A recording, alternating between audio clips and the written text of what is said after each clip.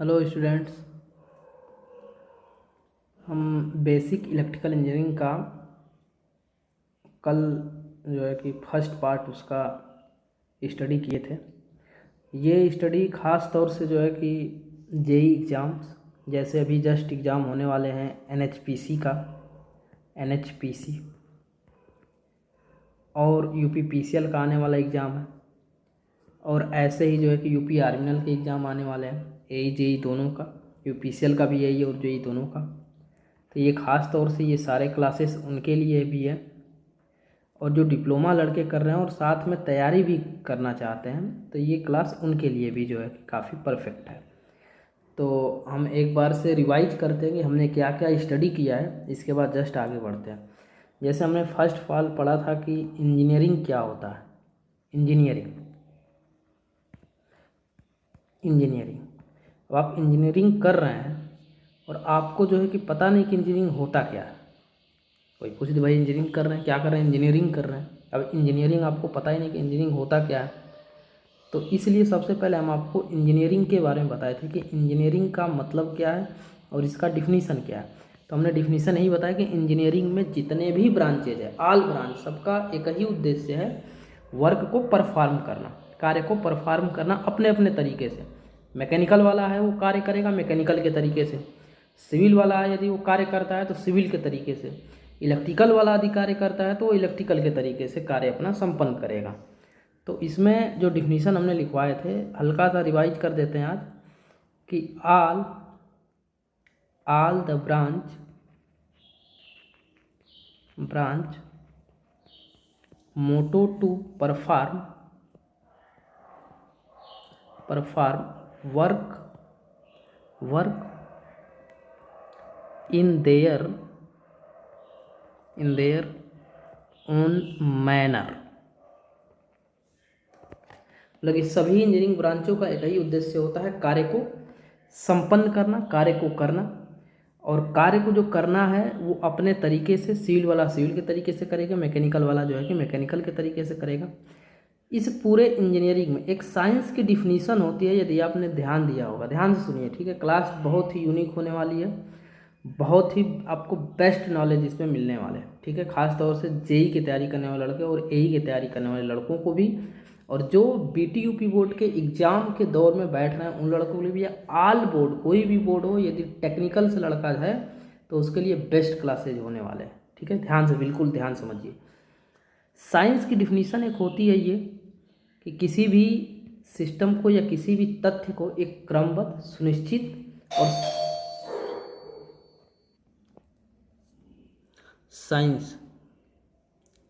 Science का means ये होता है कि साइंस किसी भी तथ्य को सुसंगठित, सुव्यवस्थित और क्रमबद्ध ज्ञान को ही विज्ञान कहते हैं।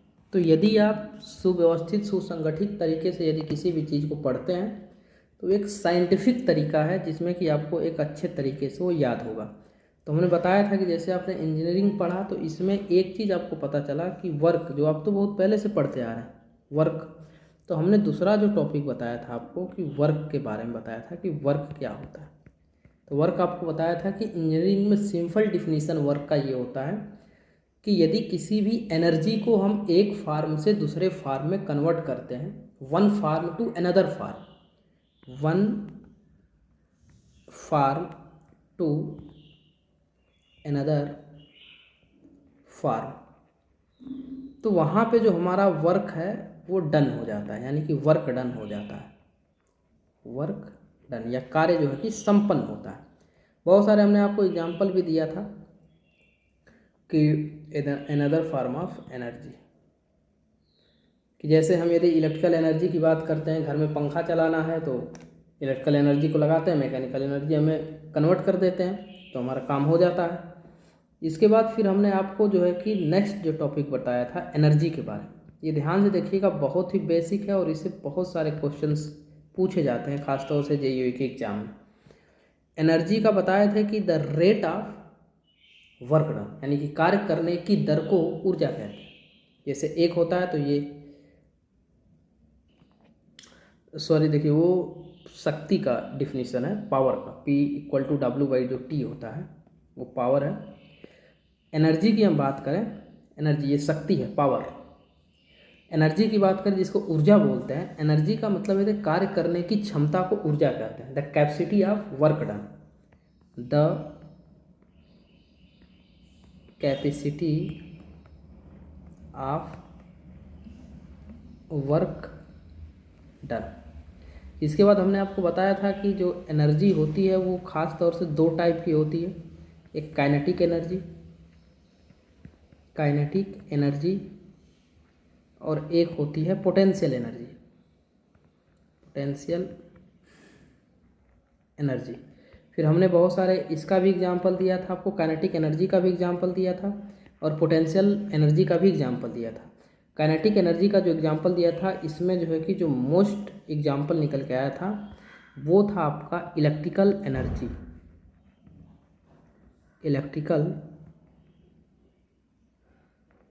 एनर्जी जो इसमें से सबसे बेस्ट एनर्जी निकल के आई थी।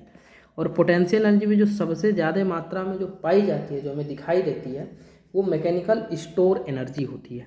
क्या होती है? Mechanical store energy. जैसे एग्जांपल यदि दिया जाए तो देखिए जैसे कोयला हो गया, कोयला ना कि मैकेनिकल स्टोर एनर्जी ही है, कोयला है, स्टोर वाटर, डैम जो बनाए जाते हैं उसमें वाटर को क्या किया जाता है? स्टोर किया जाता है, तो स्टोर वाटर है। फ्लो वाटर नहीं है, स्टोर वाटर है, ठीक है।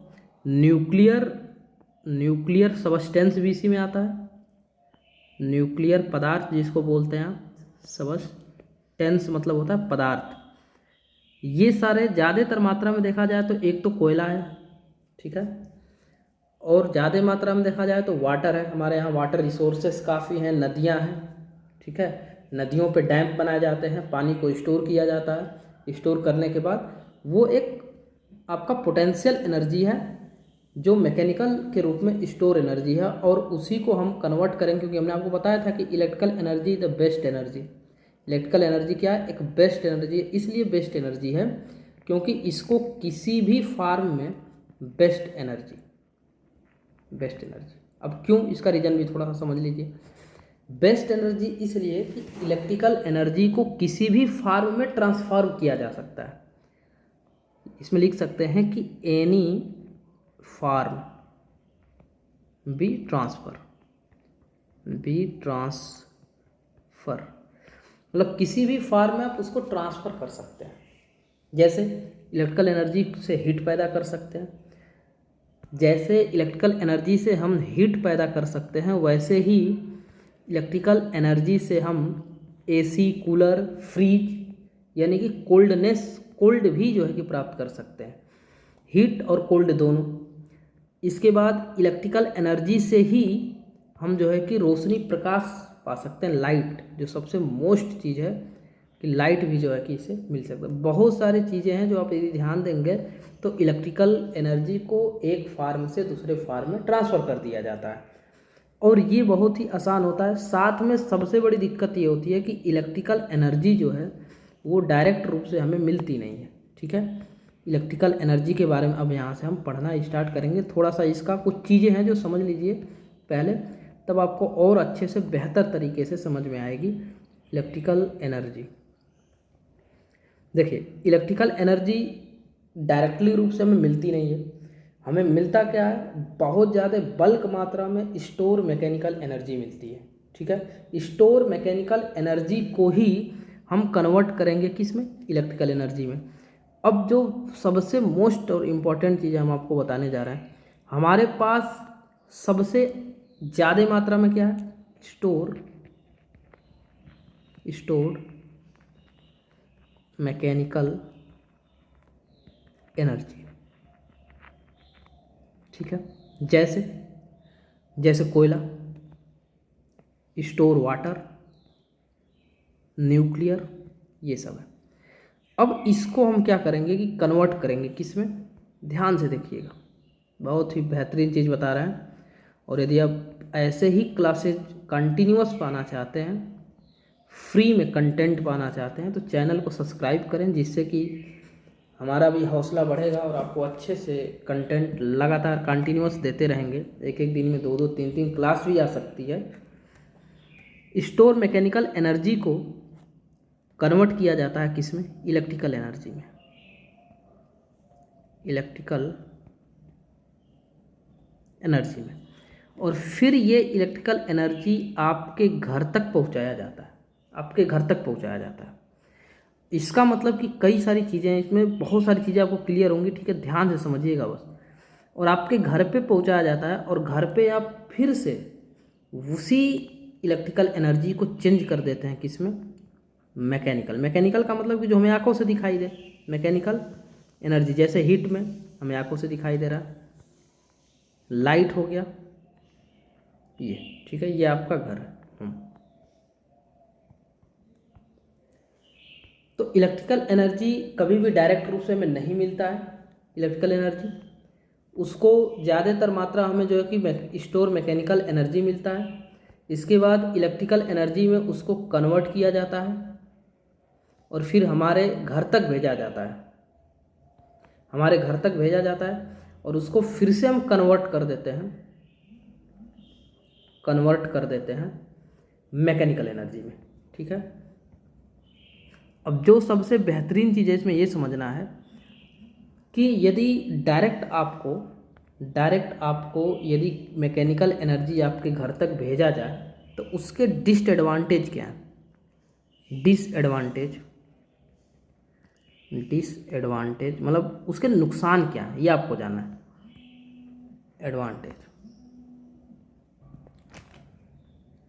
डिसएडवांटेज में जो पहला है वो कन्वर्जन, यानी कि एनर्जी का जो कन्वर्जन है वो बहुत बड़ी प्रॉब्लम है।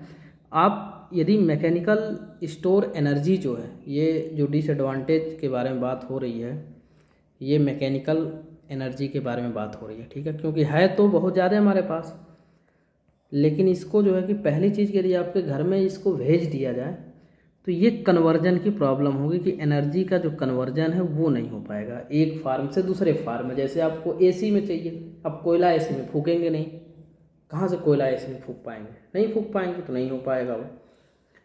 तो ये सबसे बड़ी प्रॉब्लम है। दूसरी प्रॉब्लम सबसे बड़ी है ट्रांसपोर्टेशन की, ट्रांसपोर्ट की, ठीक है। यदि बहुत ज़्यादा मात्रा में एनर्जी यदि आपके घरों तक, पूरे भारत के गांव-गांव तक यदि पहुंचाना हो तो ट्रांसपोर्ट की इतनी बड़ी समस्या हो जाएगी कि ट्रक का ट्रक लग जाएगा। ऐसे ही यदि आप सिटी में निकलते हो तो इतना जाम रहता है कि जितनी जनसंख्या हमें दिखाई नहीं देती है आदमियों की, उतनी जनसंख्या कारों की दिखाई देती है। यदि इसी में एनर्जी का ट्रांसपोर्ट मैकेनिकल का ही रूप में किया जाए, कोयला कोयला कोयला घरों तक यदि पहुँचाने लगे हैं तो बहुत बड़ी समस्या खड़ी हो जाएगी, जिसके वजह से यदि ट्रांसपोर्ट कर भी दिया जाता है तो कास्ट जो है कि इंक्रीज हो जाएगा, बढ़ जाएगा। और आपको शुरू में ही इंजीनियरिंग का मतलब बताए थे कि कास्ट को मिनिमाइज करना है, जितना आप मिनिमाइज कर सकें, तो कास्टली पड़ जाएगा। तो ये डिसएडवांटेज है इसका काफ़ी। अब आइए देखते हैं कि जो इलेक्ट्रिकल को जो डायरेक्ट रूप से तो है नहीं,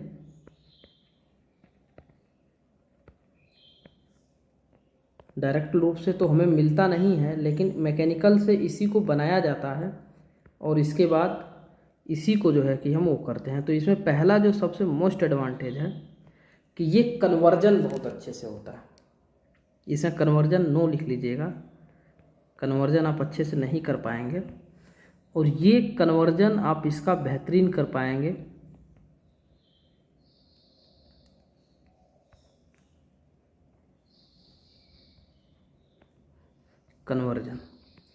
कन्वर्जन में मान के चलिए कि यदि एनर्जी का फॉर्म यदि इलेक्ट्रिकल है तो इलेक्ट्रिकल को आप कहीं भी लगा दीजिए, आपका काम हो जाएगा। एसी कूलर में, वहाँ भी चलेगा। फ्रिज में लगा दीजिए, रेफ्रिजरेटर जिसको बोलते हैं, वहाँ भी चलेगा। पंखे में लगा दीजिए, फैन में, लाइट में लगा दीजिए, लाइट में, ये हो गया, ठीक है। दूसरा सबसे जो मोस्ट इसका फ़ायदा है ट्रांसपोर्ट की। एक पतले से कंडक्टर में कई मेगावाट की बिजली जो है कि या पावर या एनर्जी को ट्रांसफ़र किया जाता है आपके घर पे, आपके गांव तक, आपके पास वाले पावर हाउस तक जो है कि भेजा जाता है। यानी कि बहुत मात्रा में, बल्क मात्रा में एनर्जी को ट्रांसपोर्ट करने में सुविधा होती है। एक पतले से कंडक्टर में जो है कि एनर्जी को भेजा जा सकता है। अब इसके वजह से इसका जो है कि कास्ट क्या होता है, गिर जाता है। जब कास्ट गिर जाता है तो इंजीनियरिंग का तो मतलब ही यही था कि पैसा कम से कम हमें लगाना है। पैसा जितना कम लगेगा उतना अच्छा है, काम अच्छा होना चाहिए, कम टाइम लगना चाहिए, पैसा कम लगना चाहिए और एनर्जी का ट्रांसफ़र हो जाना चाहिए। तो electrical energy the best energy, ये सब इसके रीजन्स हैं। ठीक है, अब इलेक्ट्रिकल एनर्जी को हम आपको पिछले वाले ही लेक्चर में बताए थे कि इलेक्ट्रिकल एनर्जी के डिफिनीसन क्या हमने जो है कि लिखवाया था। तो ये ध्यान रखिएगा, इलेक्ट्रिकल एनर्जी, इलेक्ट्रिकल एनर्जी में होता ये है कि इसमें जो कार्य को परफॉर्म किया जाता है, या इलेक्ट्रिकल, पहले वर्क समझ लीजिए। ठीक है, इलेक्ट्रिकल वर्क, इसमें इलेक्ट्रिकल जो वर्क होता है वो इलेक्ट्रॉन के मोमेंटम के कारण होता है, या एनर्जी का ट्रांसफ़र। एनर्जी का ट्रांसफ़र ही बोलेंगे कि इसको वर्क को, अभी पीछे बताएंगे। एनर्जी का ट्रांसफ़र होता है तो वही वर्क वहाँ होता है। तो या इलेक्ट्रिकल एनर्जी भी आप बोल सकते हैं। तो यहाँ पे लिखेंगे electrical work, the electrical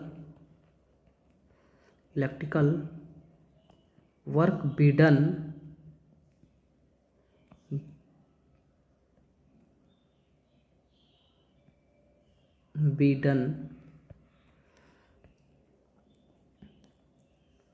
from electron or electron momentum। ठीक है, मतलब इलेक्ट्रिकल वर्क होता है या एनर्जी का ट्रांसफ़र होता है। ठीक है, या इसको दूसरे टाइप से यदि लिखना हो तो आप ऐसे लिख सकते हैं कि इलेक्ट्रिकल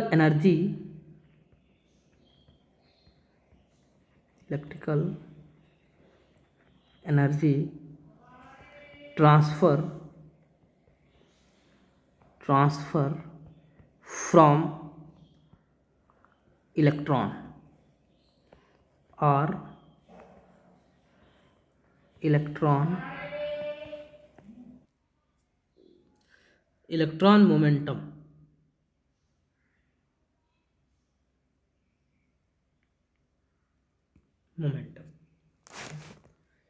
इसका मतलब कि हमें एक चीज़ तो ये कंफर्म होगी कि हमें इंजीनियरिंग पढ़ना स्टार्ट किया, वहाँ पे हमें देखा कि वर्क ही करना, हमें वर्क डन करना। ध्यान से सुनिएगा, बिल्कुल ही बेहतरीन चीज़ हम आपको बताने जा रहे हैं, ध्यान से। इंजीनियरिंग में पता चला, देखिए यहाँ पे स्केल भी आपको खींच दे रहे हैं ताकि आसानी होगा। इंजीनियरिंग से हमें क्या पता चला कि वर्क डन हमें करना है।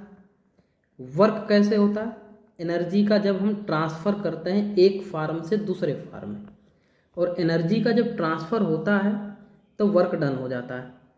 एनर्जी दो टाइप की होती है, एक काइनेटिक एनर्जी, एक पोटेंशियल एनर्जी। काइनेटिक एनर्जी में एक एनर्जी होती है जिसको बोलते हैं इलेक्ट्रिकल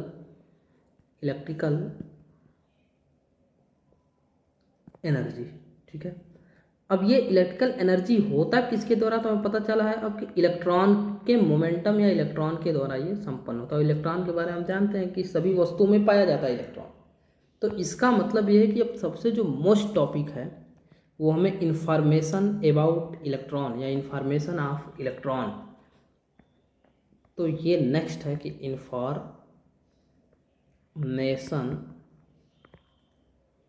अबाउट इलेक्ट्रॉन। जो मोस्ट टॉपिक्स हैं वो आपको बताएंगे, उसमें ज़्यादा टॉपिक्स आपको नहीं उसमें जानना कि नहीं, पूरी केमिस्ट्री पढ़नी है, लेकिन जो मोस्ट इम्पॉर्टेंट चीज़ें वो चीज़ें आपको जानना है। ठीक है,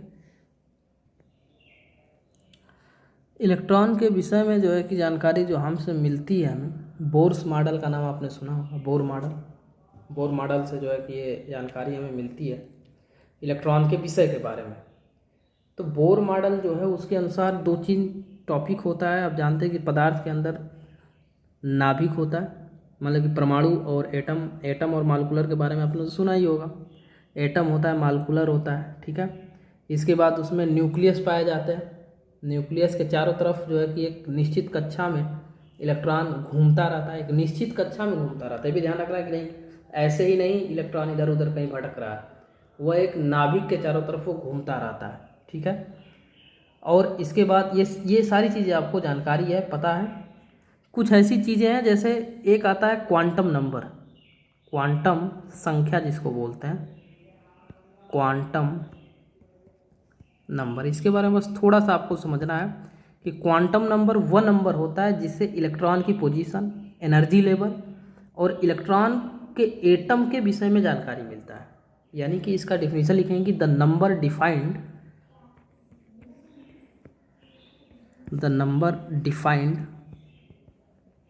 डिफाइंड्स दैट पोजीशन, ध्यान समझिएगा, दैट पोजीशन, किसका पोजीशन, इलेक्ट्रॉन का, कामा एनर्जी लेवल, उसकी एनर्जी क्या है, energy level of electron in atom, of electron in atom, यानी कि एटम के अंदर इलेक्ट्रॉन की एनर्जी लेवल क्या है, इसके बाद उसकी पोजीशन क्या है, ये सारी चीज़ें जो जानकारी हमें देती है इसे क्वांटम नंबर कहते हैं। इज नोन एज क्वांटम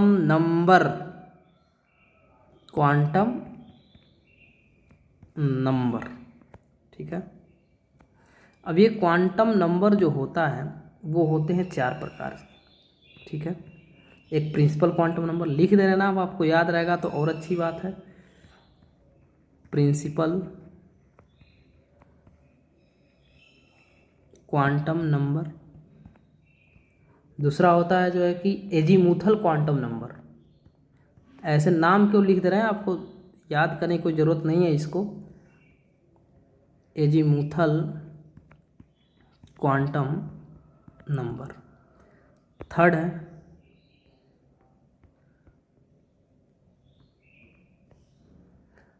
होता है मैग्नेटिक क्वांटम नंबर,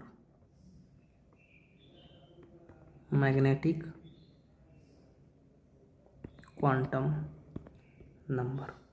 और जो चौथा होता है वो स्पिन क्वांटम नंबर होता है, स्पिन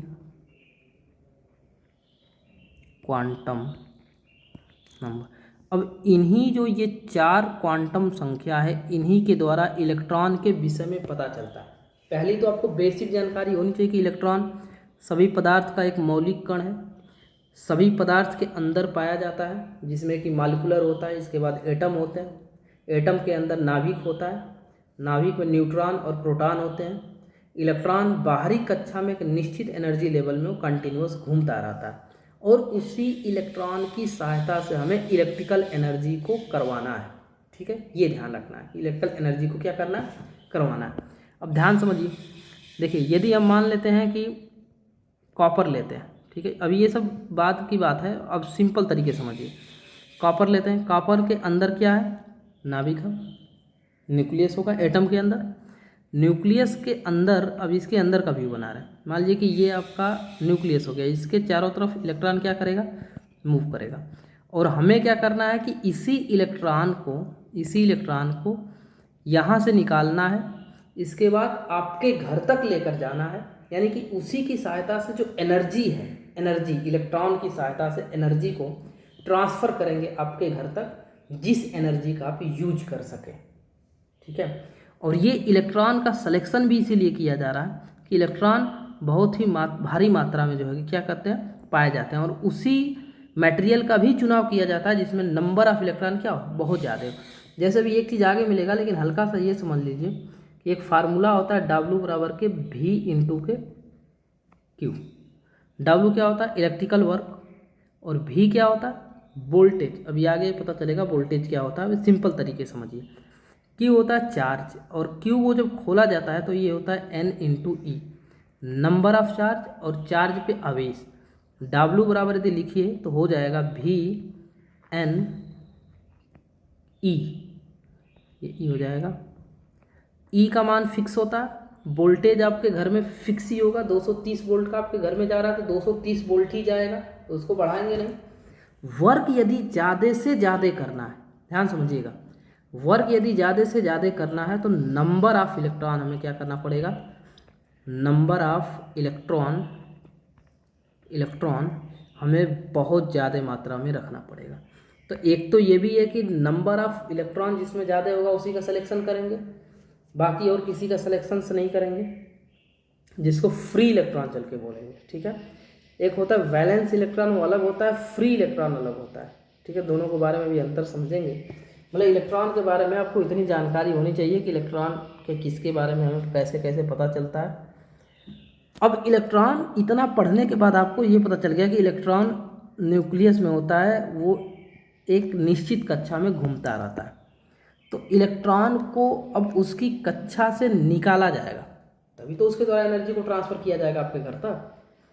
तो नेक्स्ट जो टॉपिक इलेक्ट्रॉन के बारे में जो जानना है, जो हेडिंग दे लीजिएगा आप लोग अच्छे से, कि इलेक्ट्रॉन को दो प्रोसेस की सहायता से उनकी कक्षाओं से निकाला जाता है। ठीक है, यानी कि हम लिख दे रहे हैं ऐसे, electron remove in their orbital. Electron को रिमूव किया जाएगा, उनके ऑर्बिटल में से रिमूव करने की जो विधियाँ मेथड है वो ध्यान समझिएगा। दो ही मेथड होता है। पहला जो होता है मेथड उसको बोलते हैं एक्साइटेशन मेथड, एक्साइटेशन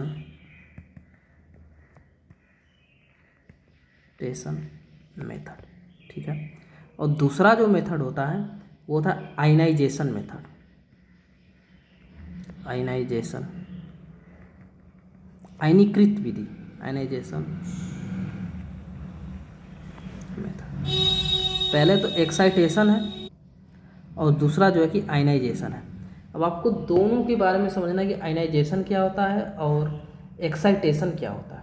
ठीक है, दोनों को जब आप समझ लेंगे तब जो है कि आप एक्साइटेशन और आयनाइजेशन के बारे में अच्छे तरीके से जो है कि आप समझ पाएंगे। तो आप जो है कि एक्साइटेशन के बारे में समझिए।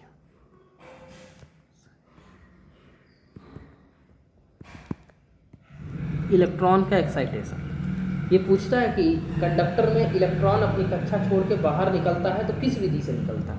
ठीक है, देखिए एक्साइटेशन की डिफिनीशन ये होती है कि जब हम कभी भी किसी भी इलेक्ट्रॉन को यदि एनर्जी दे देते हैं, जिस वो कक्षा में घूमता है उस कक्षा से ज़्यादा यदि एनर्जी दे दी जाती है तो वो अपनी कक्षा को छोड़कर वो बाहरी वाली कक्षा में क्या करता है, चला जाता है।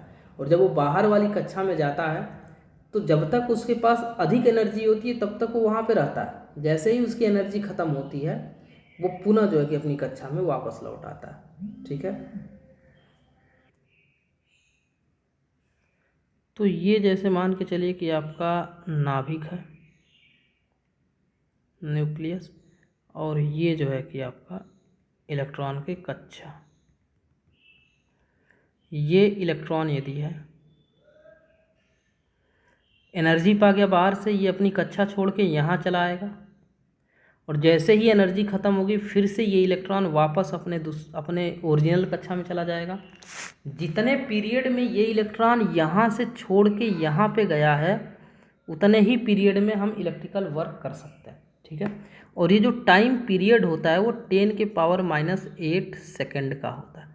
यानी कि जब कभी भी इलेक्ट्रॉन यदि हायर एनर्जी पा जाता है और वह हायर एनर्जी पा जाता है अपने कक्षा से, और वो अपनी कक्षा को छोड़ के जैसे ही दूसरी हायर एनर्जी के कक्षा में जाता है उतने ही समय के लिए हम इलेक्ट्रिकल वर्क कर सकते हैं, जो टाइमिंग बहुत ही कम होता है, लगभग 10⁻⁸ सेकेंड होता है। आप सोचिए आप इतने कम टाइम में आप कैसे कर सकते हैं इलेक्ट्रिकल वर्क, तो नहीं कर सकते। कभी भी एक्साइटेशन से इलेक्ट्रिकल वर्क नहीं किए जाते हैं। No work done perform. ठीक है, कभी भी वर्क डन को परफॉर्म नहीं किया जाएगा एक्साइटेशन मेथड से, ठीक है। दूसरा जो आपका बचता है आयनाइजेशन। आयनाइजेशन आयनाइजेशन में ये होता है कि यदि आपका ये नाभिक है, ठीक है, और इसके बाहरी कक्षा में जो है कि इलेक्ट्रॉन है, ऐसे ऐसे,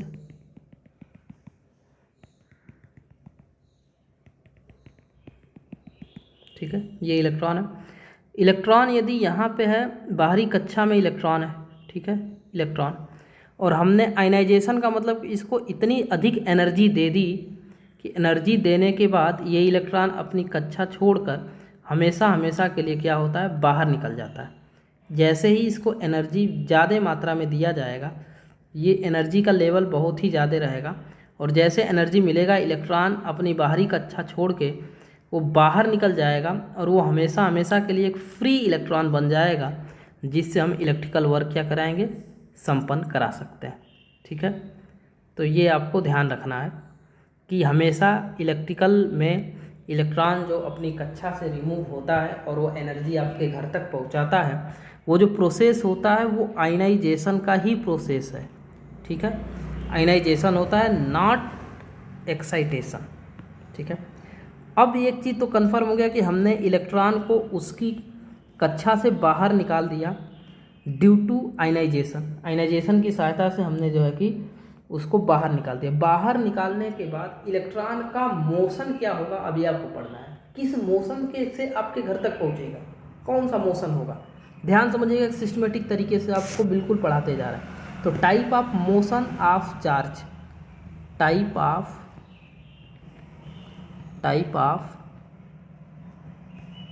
motion, type of motion of charge, मतलब वही इलेक्ट्रॉन, ठीक है। तो उसमें 3 तरह के मोशन होते हैं, ठीक है, इसको समझिए। एक होता है डिफ्यूजन,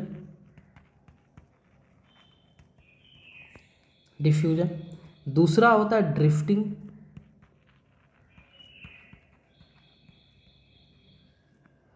और जो तीसरा होता है वो होता है पोलराइजेशन।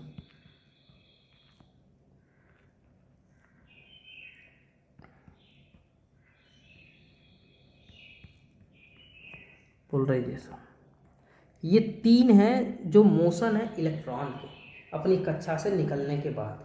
तो तीनों को आपको समझना अच्छे से, ठीक है, कि डिफ्यूजन क्या होता है, ड्रिफ्टिंग क्या होती है, और पोलराइजेशन क्या होती है। तो पहला चीज़ जो पहली हम हेडिंग देते हैं वो देते हैं आपका डिफ्यूजन।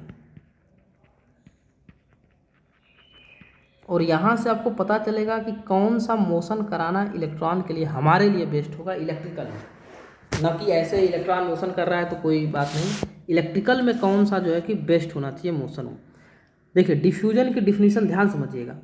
जब कभी भी 2 चार्ज को आपस में पास पास लाया जाता है, फिगर में ड्रा करते हुए चलना, जब कभी भी 2 चार्ज को आपस में पास पास लाया जाता है, जैसे मान के चलिए कि हम वाटर को चार्ज समझ रहे हैं, चार्ज लेवल, ठीक है, और दोनों का जो है कि लेवल असमान होता है, एक का ज़्यादा होता है और एक का क्या होता है, कम होता है, इतना ही। और दोनों को यदि हम ज्वाइंट्स कर दें, दोनों को ज्वाइंट्स कर दें, तो आप जानते हैं कि लो वाले हाई वाले लेवल से लो वाले लेवल की तरफ क्या होने लगेगा, फ्लो होने लगेगा, ठीक है। ये तो कभी भी ध्यान रखिएगा कि जब कभी भी हायर से लोअर की तरफ कोई चीज़ यदि फ्लो करती है, तो उस फ्लो करने की जो गति होती है उसको नाम से एक बुलाया जाता है जिसको बोलते हैं डिफ्यूजन, यानी कि वो डिफ्यूज हो रहा है। तो डिफ्यूजन का सिंपल अब एग्जांपल बताएंगे। जब किसी भी असमान चार्ज को एक पास में लाया जाता है तो जो उसमें अधिक चार्ज होता है वो कम चार्ज की तरफ फ्लो होता है, और उसी को जो है कि डिफ्यूजन बोलते हैं। लेकिन एक चीज़ ध्यान रखिए कि जब कभी भी कभी ना कभी दोनों का लेवल क्या होगा, समान होगा। दोनों का लेवल यदि समान होगा तो उस समय फ्लो होना क्या हो जाएगा, बंद हो जाएगा। अब फ्लो होना बंद हो जाएगा तो इलेक्ट्रिकल वर्क क्या हुआ, बंद हो जाएगा, इलेक्ट्रिकल वर्क बंद हो जाएगा वहाँ पे। तो सोचिए कि जब जिस समय दोनों का यदि लेवल बराबर होगा, इलेक्ट्रिकल एनर्जी बंद हो जाएगी, तो फिर हमें डिफ्यूजन से फ़ायदा क्या हुआ। हम तो यही सोच के कर रहे थे कि इलेक्ट्रिकल में बहुत ज़्यादा वर्क करेंगे, बहुत ज़्यादा मात्रा में, लेकिन ये बहुत ज़्यादा मात्रा में कहाँ पे वर्क हो पा रहा है, ये तो यहीं पे रुक गया। तो कभी भी इलेक्ट्रिकल में डिफ्यूजन का यूज नहीं करते हैं, डिफ्यूजन का यूज होता है लेकिन वो इलेक्ट्रॉनिक्स में होता है, उसके बारे में बात होगी बाद में, ठीक है। दूसरा समझ लीजिए ड्रिफ्टिंग। ड्रिफ्टिंग ध्यान समझिएगा, इसको भी फिगर से ही हम समझाते हैं आपको, अच्छे से समझिएगा। एक ये मान लीजिए कि हमने कंटेनर ले लिया और इसमें जो है कि हमने पानी का लेवल ऐसे भर दिया, दूसरा कंटेनर हमने ले लिया और हमने पानी का लेवल ये रखा, ठीक है।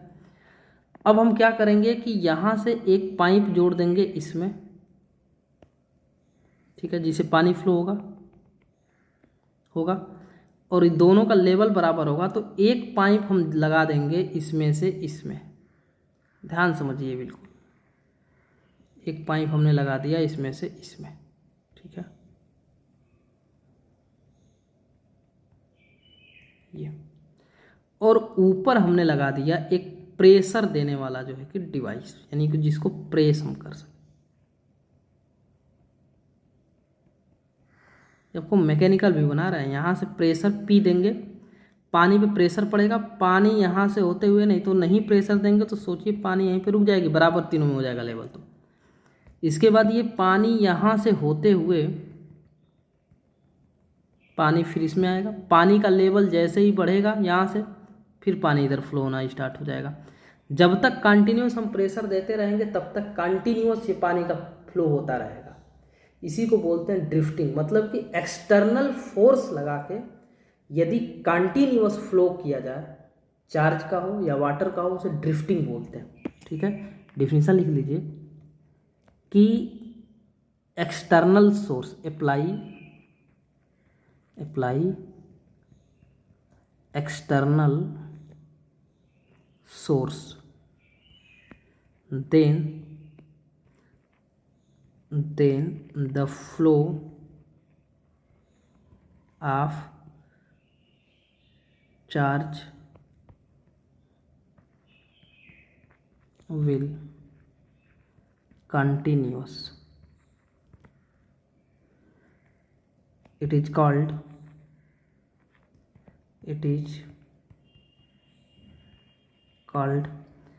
this process is drifting. इसका मतलब कि इलेक्ट्रिकल में हम ड्रिफ्टिंग का ही यूज करेंगे इलेक्ट्रॉन को मोमेंटम कराने के लिए या इलेक्ट्रॉन को एक स्थान से दूसरे स्थान पे भेजने के लिए, ठीक है। ये ड्रिफ्टिंग हो गया। अब ये समझिए कि ड्रिफ्टिंग हो गया, इलेक्ट्रिकल में ही इसको कैसे शो करेंगे, आपको हल्का सा बता दें, बाकी तो सारी चीज़ें बाद में होगी। देखिए ये एक्सटर्नल सोर्स हो गया, एक्सटर्नल सोर्स से यहाँ से भेजेंगे, जैसे पानी जा रहा है, यहाँ पे आपका वर्क होगा, जो भी वर्क होना है, और यहाँ से फिर वही पानी वापस यहाँ पे आ जा रहा है, यानी कि दो पॉइंट, जैसे हम बोलते हैं ना फेज और न्यूट्रल, वही है बिल्कुल ये सिस्टम, फेज और न्यूट्रल की तरह। तो हमेशा आप ध्यान रखिएगा ड्रिफ्टिंग का ही हम यूज करेंगे ओनली इलेक्ट्रिकल में। और नेक्स्ट एक टॉपिक है जो पोलराइजेशन जिसको बोलते हैं, पोलराइजेशन तीसरा। तो इसको बस ये लिख लीजिए, बैटरी, इसमें आपका एक सिलेबस है बैटरी, जब बैटरी पढ़ा जाएगा तो उस समय पोलराइजेशन को पढ़ा जाएगा। तो ये जो है कि आपकी बैटरी में इस जो है कि प्रोसेस का यूज किया जाता है, बैटरी प्रोसेस है पोलराइजेशन। तो पोलराइजेशन के बारे में आपको ज़्यादा नहीं जानना है, ज़्यादा तीनों में से आपको डिसीजन ये लेना है कि ड्रिफ्टिंग इज़ द मोस्ट है, ड्रिफ्टिंग सबसे मोस्ट है, ड्रिफ्टिंग ही वो है जिसमें इलेक्ट्रॉन एक स्थान दूसरे स्थान पे भेजे जाते हैं, बाकी और किसी माध्यम से नहीं किया जा सकता। अब देखते हैं कुछ इम्पोर्टेंट्स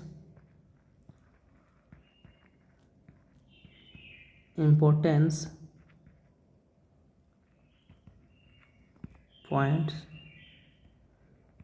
अबाउट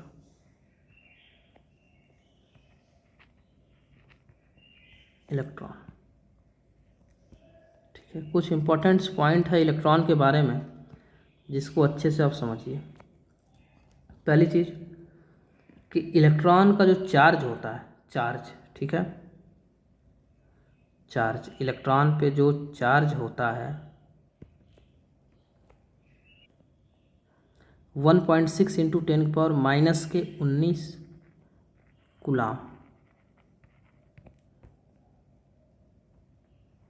दूसरा point, one coulomb one coulomb one coulomb charge में, कूलाम चार्ज में जो नंबर ऑफ इलेक्ट्रॉन होते हैं वे होते हैं 625 गुणे 10⁻16 इलेक्ट्रॉन। कूलाम जो होता है वो चार्ज की मात्रा होती है, चार्ज आवेश, पढ़े होंगे आप पिछली छोटी कक्षाओं में। तो ये चार्ज का यूनिट है, यूनिट ऑफ चार्ज। ठीक है, नेक्स्ट इम्पॉर्टेंट पॉइंट, और ये दूसरा ये चीज़ है, दूसरा वाला जो पॉइंट है कि वन कूलाम में कितने इलेक्ट्रॉन होते हैं। जैसे हम बोलें कि एक कूलाम है, तो एक कूलाम में इलेक्ट्रॉनों की संख्या कितनी है, 625 × 16। ठीक है, 625 × 10⁻16 है। दूसरा पॉइंट समझिए, रेडियस ऑफ इलेक्ट्रॉन, इलेक्ट्रॉन की radius, radius of electron note करिए, ये जल्दी मिलता नहीं कहीं है। ठीक है, 1.9 इंटू 10⁻⁻15 मीटर। इलेक्ट्रॉन का जो वेट होता है, मतलब मास होता है, वो बहुत ही कम होता है कंपेयर टू प्रोटॉन। ठीक है, ये भी लिख लीजिए कि electron mass is very less to proton mass. ठीक है, अब ये अंतर कितना होता है, तो E/m का रेशियो से देखा जाता है। E का मतलब इलेक्ट्रॉन का मास और m का मतलब होता है प्रोटॉन का मास। E/m,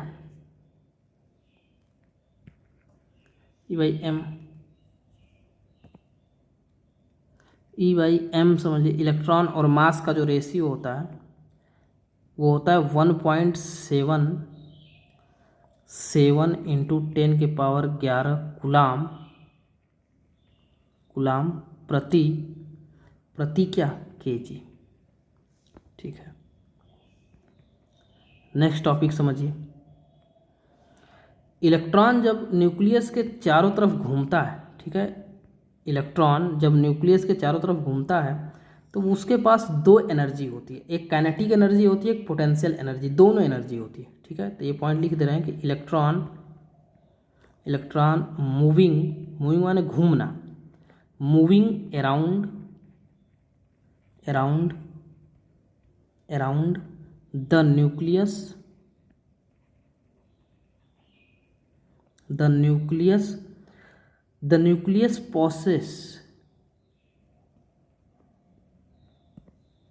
possess two type energy.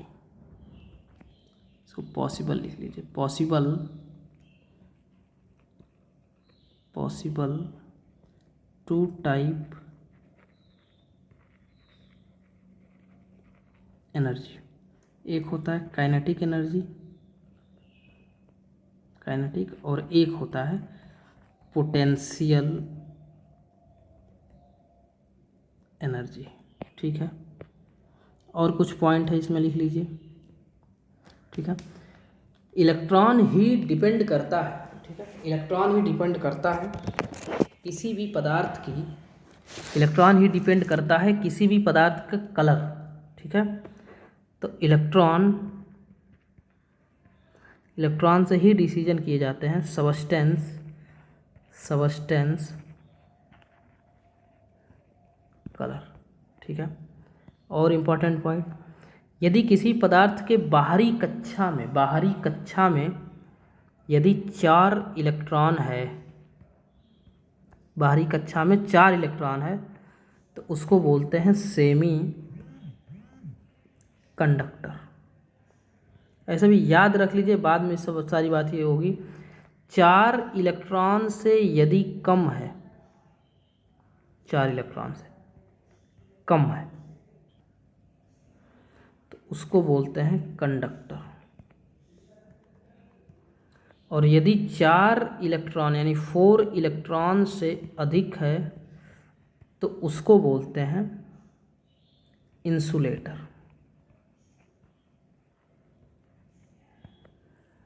आया सारी चीज़ें बातें समझ में? ठीक है। और कभी भी एक चीज़ और ध्यान रखिएगा, कभी भी सभी बैलेंस इलेक्ट्रॉन को फ्री इलेक्ट्रॉन नहीं कहा जाता है। ठीक है, इसको लिख लीजिए कि ऑल बैलेंस इलेक्ट्रॉन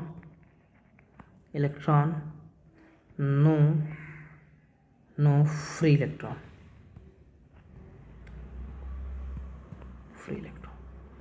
और कुछ और टॉपिक हैं, जैसे मान के चलिए कि हम बोलें कि 1 ग्राम हमने कॉपर लिया, तो 1 ग्राम कॉपर में इलेक्ट्रॉन जो फ्री इलेक्ट्रॉन होते हैं उनकी संख्या होती है 6.023 गुणे 10 के पावर 23 फ्री इलेक्ट्रॉन। और एक पॉइंट लिख लीजिए, यदि 1 सेंटीमीटर क्यूबिक कॉपर होगा तो उसमें होगा 8.5 गुणे 10 के पावर 22 फ्री इलेक्ट्रॉन। ठीक है, तो ये पूरा इलेक्ट्रॉन का इन्फॉर्मेशन था। ठीक है, अब इलेक्ट्रॉन को ये ना आप सोचिए कि इलेक्ट्रॉन कहाँ से पढ़ने लगे हम लोग, आपका वहीं से इंजीनियरिंग के यहाँ से ही ये सब स्टार्टिंग हुआ है, और एक सिस्टमेटिक तरीके से पूरे के पूरे जो है कि चलता चला गया है। ठीक है, तो इलेक्ट्रॉन आपको पढ़ना था, बहुत ज़रूरी था, तो आपने इलेक्ट्रॉन का पूरा हमने डिटेल ओवरव्यू हमने आपको दे दिया है, जितना हो सकता है उतना हमने इलेक्ट्रॉन की जानकारी आपको दे दी है, जितना चाहिए इलेक्ट्रिकल में, और जितना पॉइंट ऑफ व्यू एग्जामिनेशन से, जितना एग्जामिनेशन से पूछता है हमने उतना जो है कि पूरे इलेक्ट्रॉन का इन्फॉर्मेशन दे दिया है, उसमें कोई पूछने वाली बात नहीं है। नोट्स भी आपको प्रोवाइड कराए जाएंगे, नोट्स भी देंगे हम, नोट्स भी प्रोवाइड कराए जाएंगे। और दूसरी चीज़ कि आप चैनल को सब्सक्राइब कर लीजिए, सब्सक्राइब करिए और लाइक्स करिए यदि आपको अच्छा लगे। सब्सक्राइब करेंगे तो इससे क्या होने वाला, आपको केवल एक थंबनेल लगेगा और हमारे वहाँ वो काउंटिंग बढ़ जाएगी कि आपने सब्सक्राइब किया हमें, और जब सब्सक्राइब आपने हमें कर लिया है तो हमें थोड़ा हौसला बढ़ेगा और अच्छे से हम वीडियो लेकर आएंगे। ठीक है, तो आप ये बिल्कुल अच्छे से रिवाइज करिए और अच्छे से इसको पढ़िए। कोई भी कन्फ्यूजन हो आप कमेंट बॉक्स में जाइए, वहाँ कमेंट करिए कि सर ये पॉइंट हमें प्रॉब्लम है, हमें जो है कि ये पॉइंट जो है कि हमें बता दीजिए। तो फिर से नेक्स्ट जैसे ही हम क्लास लेंगे तो उसमें आपको जो है कि अच्छे तरीके से उसको बता देंगे। धन्यवाद।